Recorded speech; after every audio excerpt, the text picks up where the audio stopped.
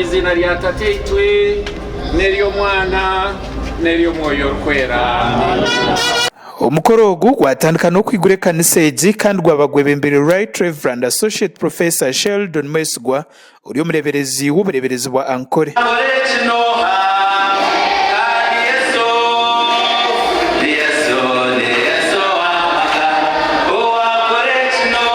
Buyaba na Abraham Korogu Bishop Sheldon yahanangiriza abazeire kwehitya abana babo babase kubaganirira biri kubasasa.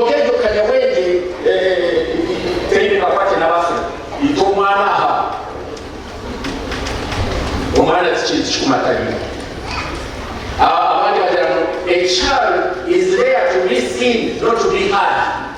Omwana ashemererwaho omurebe okota kureri azagama hati cyo kizibu cy'amana muronga yayonzera ahega bashwereye koroberana babase korra abana babo hamwe abantu shaka yabere cyo kandi yedere yo kwatwa nani kwatwa naga bakasente kine ongaba koro kuchoroza bakuza kuchoroza bashanga n'undi mingi hana hekina chango omwana yayorwa omushisha wenka nari yayorwa omukazi wenka hana hekina chango n'uwapo yendiheze kwingana chi Urigira Haldini w'ubureberezo ubu the very Reverend Nathan Bob's message kaniseje ekatandika kombekwa umwaka gw'2022 ogu yashoborera cyabagemesereze kombeke kaniseje niyombe ko mbicwe kabishatu abana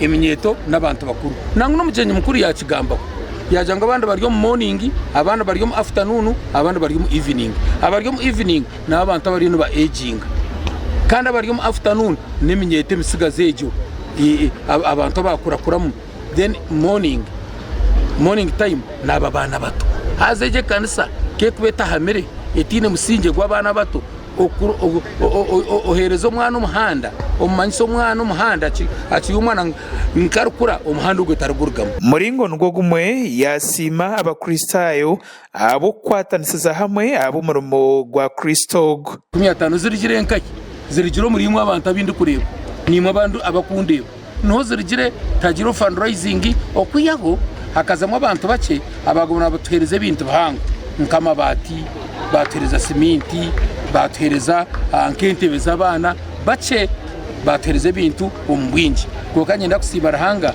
abo kakibireje munonga ubu yaba nagamba ha Mukorogu minister w'ihanga wenshonga z'umundo mu ihanga kandi abari umujenyi mukuru ha Mukorogu honorable minister General David Muhoozi yahiga abanya-Uganda ukurinda Obuhangwa bwabo ihanga rubone kugumiza mu emyaka yona Abanya-Uganda mukabanya-ihanga citizens mukabakristayo.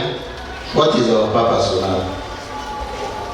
Arobesho kumhimachira kugira ngo imwe abarho umurwa mutaciraho abarwa barho banyamanya bata umugabo ogu yayoreko kweraritserera abazeire bebirebi abarkwanyise byahanga bakebwangwejo n'entandukwa yo kwerekera buri kimwe nikigezwa. Everything is on test now. Obuhangwa bwaitu, culture, values, ngokuzimanya enchiriza identity.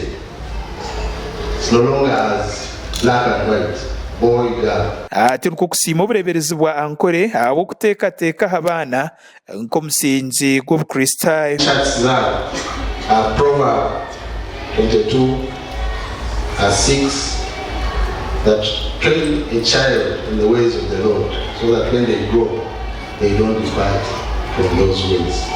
What better way to do that than training them through the church, and which church you found the wisdom to build. I want to thank you for thinking far for our children. Omukorogu gwahita bamubasa abadikoni bamasaba dikoni gona kari mu bureberezi hamwe nabe by'ubutegetsi abari mu menyeshengera abo Mbarara City North Honorable Robert Rukari.